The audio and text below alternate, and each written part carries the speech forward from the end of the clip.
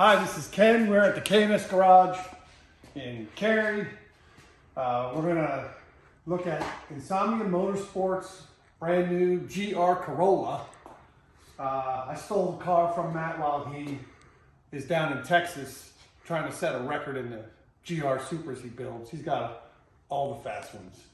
Anyway, he was nice enough to let us have a look at this. We of course want to get a look at the brakes.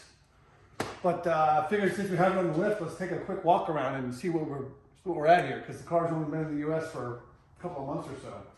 Anyway, this one's white. Interesting hood prop. I don't know that I've really seen that before, but either way, nice and clean. Got some pink stuff in there. Sideways, 3-cylinder is what I understand. I know on my Camry, this is like a foam thing, it just comes right off, but I am not a technician. We don't take cars apart that aren't ours if we can help it, other than the brakes. Anyway, looks pretty basic. I know we already looked underneath. There's a turbo down there behind the motor somewhere. We're gonna look at that for a second. Looks pretty ordinary. One thing I'll say is it looks like you can actually work on this car pretty well, because it looks like, you know, you can kind of get to everything. So anyway, let's raise it up and take a look, see what we see.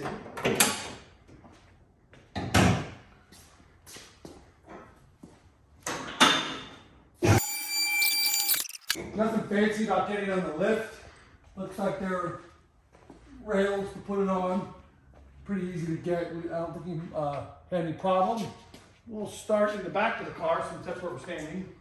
Obviously, we're all seeing 3 tailpipes. Lower control arms. I'm sure somebody will start making these with adjustable whatever. There's your alignment adjustment inside. That's, I guess, what that's going to be, rear toe. I guess that's a 4-link rear suspension. Yeah, sure enough. See, you know, 4-bar rear. Big old. I'm sure you'll be taking that off so you can make a little more noise. I like the idea of a single exit. I don't know why you'd take 1 into 3, but they always do stuff like that. Got a pretty good sized sway bar. Diff is tiny. Exhaust looks easy to get to. A tunnel brace, pretty cool. And again, in the front of the car, looks pretty roomy. Yeah. So you can see the turbo up in there. That also looks reasonably easy to get to. My guess is the manifold is not so bad. You know, there's a pre-cat and all that stuff. Little plastic intake. I'm sure people will be making that. You see the little inlet's plastic. Guys will be changing that out. Maybe we can... The turbo says GR on the side of it. Yeah, there you go. And yeah, there you see the plastic air intake all over all the way to the other side of the motor. Let's see. Probably some really soft engine mounts and other stuff. See, the front suspension's got a pretty beefy lower control arm. Typical McPherson strut. Got really long end links to the sway bar. Sway bar is, that might snake out of there. I don't know, that might be a little challenging. Can't tell. I don't want to take the panel off. But it's about what you'd expect. And we'll get to these brakes here in just a few minutes, because that's the purpose of all this. But I like what I see so far. Well, cooling air to the exhaust, I guess. Yeah, I've seen that before on another little deflector. So there you go. So let's hit the wheels off. We'll take a closer look at the brakes and be right back. All right, so we're looking at the brakes on the GR Corolla, and I really like what I see so far.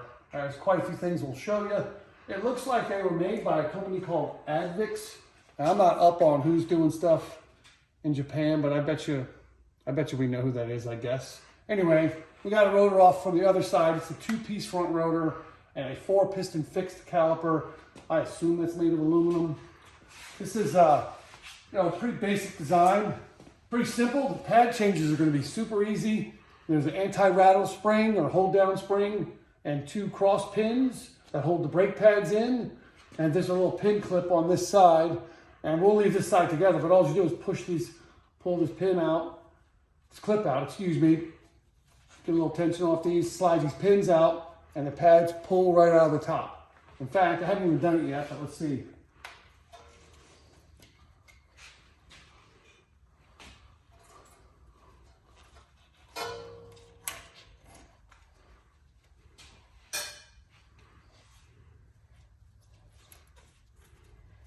This one's a little tight, I'm not sure why. This is a little tight, probably gonna get a little pressure on it. Yeah. Ah, there you go. Literally that quick, make a little wiggle room, and then the brake pad is out, and obviously it goes right back in. And if we were reinstalling, arrow points down. Thankfully they put that there because I am not that smart.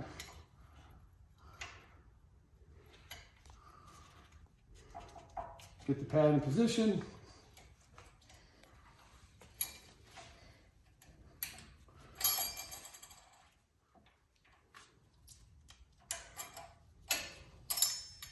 Just gonna wait for that.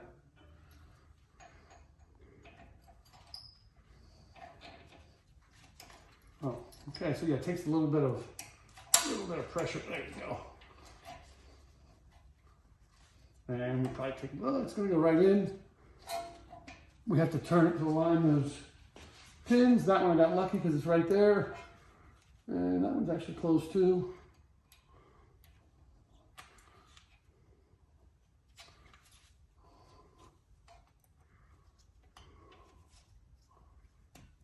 And there you go. Pad swap done, super easy. All right, so 4-piston caliper, 2-piece rotor. It does look like a solid rotor. It's not a floating disc like a racing disc, but still it's a 2-piece disc that keeps a lot of heat out of the wheel hub and allows the disc itself to expand and contract more freely. Also, as you see these bolts here. These are the caliper bolts. And if you come around and look from the inside, I'll show you here. This is not a tab. A typical OEM calipers are tab mount. There's 2 tabs that stick down and then you bolt into the knuckle that way. Here you see there's a whole separate bracket that bolts to the knuckle. And this is called a radial mount caliper. That's pretty nice. And you can see the brake line. We'll get some of those made. So now we'll go over and have a look at some of the parts on the table and show you a little more detail about the parts that I put on the front of this car. So we got the brake pads. These are the fronts. These are the rears. And of course the front brake rotor. And let me grab that rear disc. Rear 1-piece disc. Anyway, we'll talk about the fronts first. You saw it was a 4-piston caliper. Now you can see from the marks from the pistons looks like they're the same size. Usually in a racing caliper, you'd have a smaller piston in the leading position for a better pad wear. But what they did do is you can see that the pistons are offset slightly, probably towards the rear of the caliper, to try to equalize or minimize taper wear. Taper wear is common, especially in hard track use, etc., and that's what we specialize in. Front disc. The other thing is these are the stock pads. This is a new shape. I haven't seen this anywhere in a US car. So far, I think since the car was available, these brakes were on the Girodisc in Europe for a while. KNS Garage has some race pads for this car. And we're going to get some of these pads and send them to Carbotech. Carbotech will make low dust pads for street guys and all sorts of good race pads as well. And then let's take this shim off. And you can zoom in. These pads are made for Toyota by Akebono. And then as we mentioned before, looks like this company Advix is helping put the rotors together. And it's a little bit of a unique rotor assembly. I'm not sure exactly what's going on there, but we'll compare that to the Girodisc one in a minute. Anyway, this is an Akebono brake pad. That's roughly the size of an STI front pad, by the way, so not bad. And it has an FF friction code. That's the middle of the road. Same thing in the rear. The rear's a 2-piston caliper, so hence, and the same thing, you can see that the piston is offset.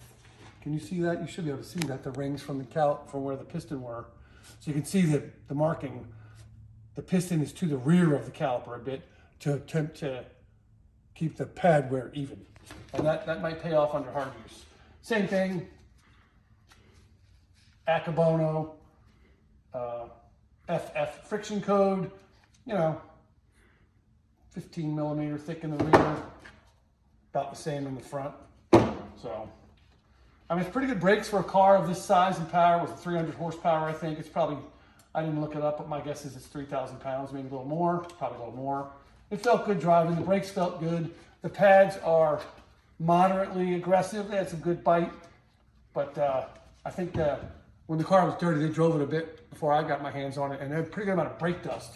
So I know some of you guys really want to go to a lower dust pad. We'll have something like that available probably within 4 to 6 weeks or even less. Anyway, stay tuned for that. So now we'll look at the rotor. Again, it's a 2-piece rotor, slotted, of course. It's a curved vein. These are the veins on the inside. They are curved. That allows them to pump air more efficiently. It also makes them longer since they're sideways instead of straight. So more mass, more surface area, better cooling. That's the design. The rear disc is 1 piece, internal parking brake drum, basic vented straight vein rear disc. Still, usually a Corolla has a rear drum or a rear solid rotor. In other words, no cooling veins. So that's a pretty good setup for the car. Now, the one thing we're hoping to see is some weight savings when we go to fancy Girodisc rotors. All right, let's hope that they are matched too, by the way. This is all first time in, so you know, a little fumbly, but you know, that's all right. It's the real deal. All right, who wants to go first? We will weigh our blah, blah, blah stock part. Oh, she's a porky one. I'm pushing down, no, just kidding. So, you know, 21 and point something there. What's that say? About 21 pounds. That's a, you know, that's a chunky rotor. And now you can see your lap times going down. I mean,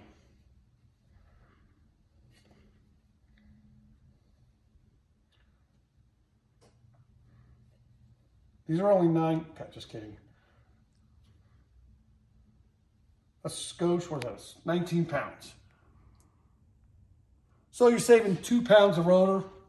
You know, that'll take a few hundredths off your lap time. Either way, just as a comparison, Girodisc 2-piece rotor. Now this hardware you can see is different. This rotor floats on the hat. The spring just keeps it from rattling. So that's more of a pure racing design. Again, it's also a curved vein disc. So, you know, this is a part that's ready to go. We're going to do rear rotors soon. I'm going to look at the rear brakes and show you something there, what's going to happen there. But that's the brakes on the car, pretty solid. I would say that, you know, you put enough tire and boost in the car, you'll start to put a hurting on these front brakes because that's what all-wheel drive cars do to the front brakes. But certainly solid. You put some race pads in there and go to the track, you're going to have a good day. Let's go back to the rear of the car and take a quick look at that. All right. So basic 2-piston fixed rear caliper. You can probably, I don't need to do it.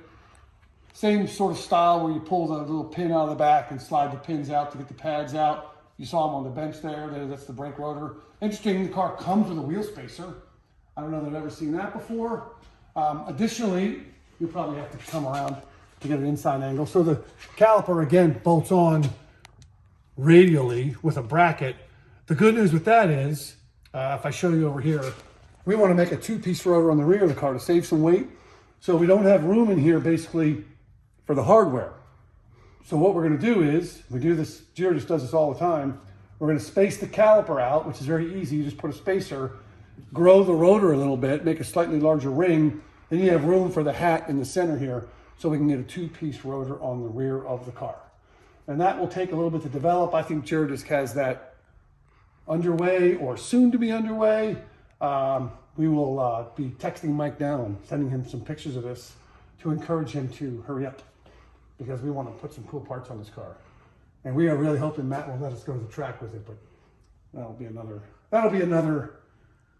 story entirely. So that's what I think about it. I like it. I can't wait to get some more experience with it with some customers, but first thing we're gonna do, like I said, is get some brake pads made and get some rear rotors and go from there.